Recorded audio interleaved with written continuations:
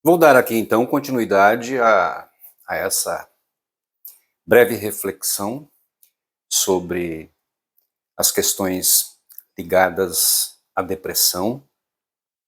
E no primeiro vídeo eu falei sobre algumas possíveis causas e hoje eu vou falar um pouquinho sobre algumas formas de tratamento, isso mais baseado naquilo que eu vivi do que propriamente a uma resposta técnica, profissional, até porque eu não sou médico, mas fui durante meses e anos uma espécie assim de cobaia de, de algumas realidades. E então, saindo dessa questão de algumas possíveis causas e basicamente da necessidade de harmonia, que é uma condição sine qua non para essa estabilidade na nossa vida, eu quero começar dizendo para você um pouco desse meu histórico. Em 1998, eu publiquei um pequeno livreto sobre a depressão. E naquele momento eu tinha uma perspectiva bastante voltada a uma resposta, a uma busca de saída, pensando apenas no aspecto mental, apenas sobre o aspecto psicológico. E depois de algumas décadas aí, eu comecei a viver um momento muito difícil, a partir especialmente de 2020, aquele período pós-pandemia, que foi um momento horrível para todos nós, aonde muitos de nós fomos aterrorizados aí, né, pelo medo do contágio e também ficamos um pouco, vamos dizer assim, enclausurados, né, nessa realidade de casa, não podendo ter contato com pessoas.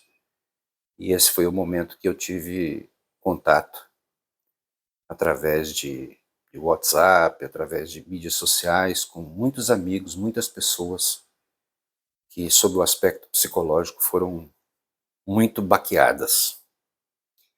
E a partir daí, então, eu comecei a tratar e com um psiquiatra, e ali foi atribuído, né, foi adotado aquilo que geralmente faz parte do protocolo. Hoje, em termos mundiais, há protocolos que são seguidos em todo o mundo. A pessoa simplesmente abre ali um sistema, o qual os médicos estão filiados, e então você tem um protocolo para todas as áreas, todas as especializações, desde a cardiologia até mesmo a psiquiatria. E foi então adotado em 2020 um protocolo desse daí, aonde eu segui aqueles medicamentos que você que já foi tratado, está sendo tratado, sendo medicado, você conhece talvez alguns. E eu comecei a viver um quadro aonde eu não obtive resposta, e a cada dia o quadro, especialmente de ansiedade, foi se aprofundando demais ao ponto de me impossibilitar de descansar, dormir, e logo em seguida praticamente incapaz de seguir a minha vida de trabalho. Outras coisas se seguiram, como por exemplo, confusão mental, desânimo, angústia, a depressão, a claustrofobia, né, o pânico, que é uma coisa assim que é tão maluca, tão esquisita, que eu não consigo nem mesmo explicar. Só uma pessoa que entra nesse quadro de pânico é que sabe a,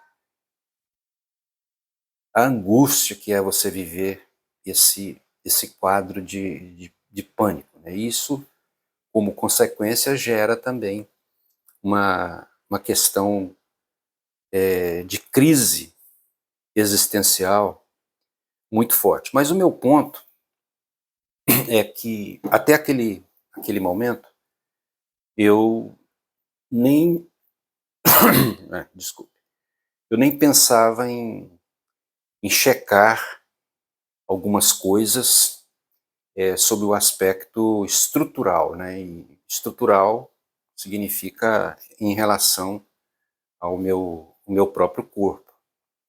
E muito menos o médico que estava me tratando, um médico indiano, muito conceituado,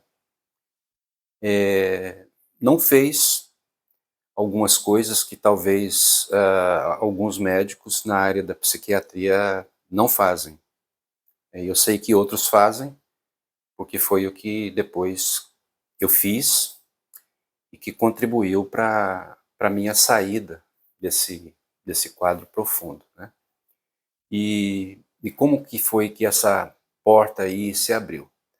Depois, praticamente de 2022, eu acabei mergulhando aí numa estagnação completa. Eu passei praticamente 1 ano e 1 mês sem dormir à noite e de dia vivendo aquela sonolência terrível e simplesmente seguindo o protocolo daqueles 3 medicamentos basicamente. Inclusive um tentando me estimular ao sono. Até que eu acabei caindo na mão de um médico que tinha ali uma visão não tão protocolar, vamos dizer assim, e ele pediu que eu fizesse alguns exames, especialmente exames relacionados à questão da tireoide. E feito isso, foi identificado em mim o hipertireoidismo, já com uma glândula, né, aumentada e tireoide aí com um tumor de aproximadamente 6 centímetros de diâmetro. Existe uma pausa aqui só para conectar uma coisa com a outra, né? Existem duas realidades no corpo que são praticamente o comando de tudo.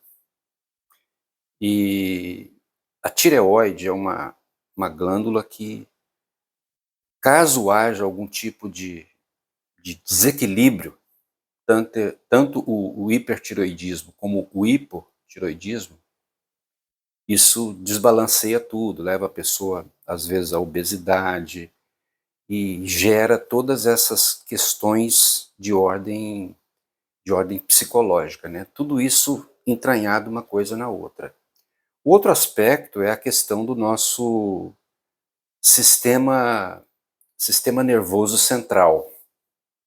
Veja que nós temos ali milhões e bilhões de conexões, ligações elétricas e que, através dessas ligações, mantém todo o nosso corpo em bom funcionamento, desde o aspecto de humor, até mesmo a questões ligadas à nossa estrutura óssea, bem como a nossa musculatura.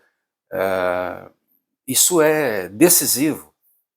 E caso haja aí uma desarmonia, um desequilíbrio nessas conexões, o número de ligações que são necessárias ali no sistema nervoso central, isso será impactante nas respostas de outras realidades presentes na nossa vida. Então, até aquele ponto, como um leigo, eu não sabia, eu sabia dessa questão do sistema nervoso central, por já ter estudado dentro da área da psicanálise, mas eu desconhecia por completo essa realidade relacionada à tireoide. Eu sei que grande parte das pessoas não sabem, não sabe a importância dessa glândula, né, do funcionamento do nosso próprio corpo. É uma coisa imprescindível para que a gente tenha equilíbrio, para que a gente tenha harmonia entre mente, pensamentos, também o nosso corpo e com certeza até mesmo a nossa própria espiritualidade. E eu já convivi com muitas pessoas que, passando por situações assim relacionadas a essas questões que eu estou descrevendo aqui, tiveram até mesmo uma crise de fé. Tal era o desânimo ao ponto de não querer orar, não querer ir à sua igreja, não querer ler um livro, ler a Bíblia. Então você tem também um impacto em função do peso do desânimo que existe em cima disso. Então, voltando lá, feito ali alguns exames, foi demonstrado ali uma doença chamada doença de Grave. Eu acredito que Grave deve ser aí o sobrenome ou o nome do médico pesquisador. E essa doença está relacionada ao hipertiroidismo. E eu comecei então a tomar um medicamento.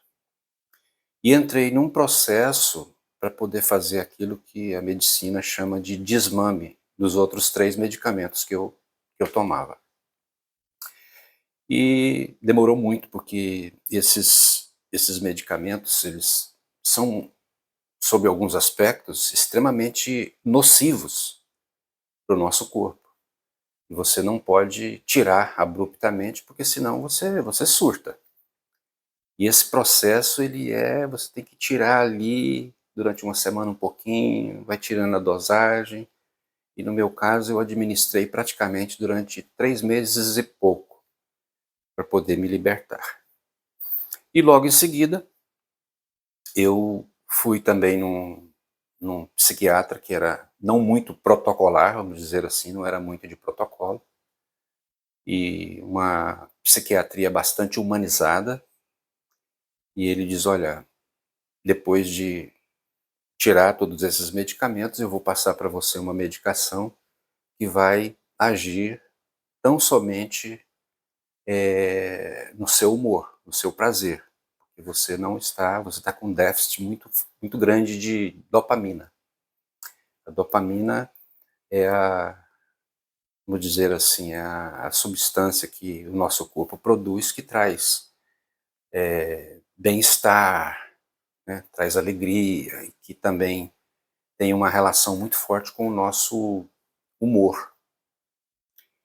E não demorou 2 meses e eu percebi que a harmonia estava voltando depois de praticamente 4 anos vivendo um quadro profundo com consequências enormes sob o aspecto existencial, sob o aspecto profissional, né, que vai atingir logo de cheio a questão financeira, tendo que me mudar de um país para o outro, tendo que recomeçar a vida sob vários aspectos.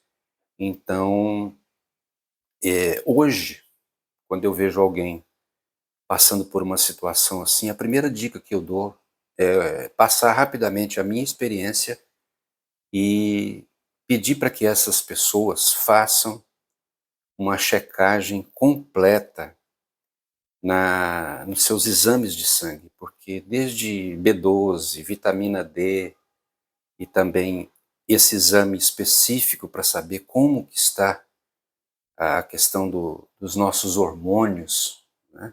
E por falar em hormônios, a gente vê também aí especialmente na mulher, quando chega esse período de menopausa, é uma verdadeira explosão emocional.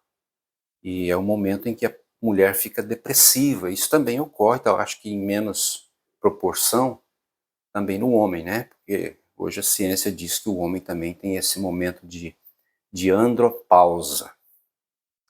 Mas enfim, deixar essa dica do exame médico para não olhar a questão de depressão, ansiedade e outras realidades aí ligadas à questão psicológica, especialmente a depressão, mas pensar também sobre o aspecto estrutural. E para pensar sobre isso e agir, é necessário fazer então essa checagem, porque foi o que me salvou e tem me segurado aí, especialmente de 1 ano e meio para cá. Eu vou fazer mais um vídeo, para não ficar muito longo, pela frente, e vou continuar relatando aqui algumas experiências e algumas saídas para todos que estão aí enfrentando esse quadro. Forte abraço, grande beijo, e a gente se vê no próximo vídeo. Não deixe de assistir o vídeo passado e também não deixe de assistir o vídeo seguinte.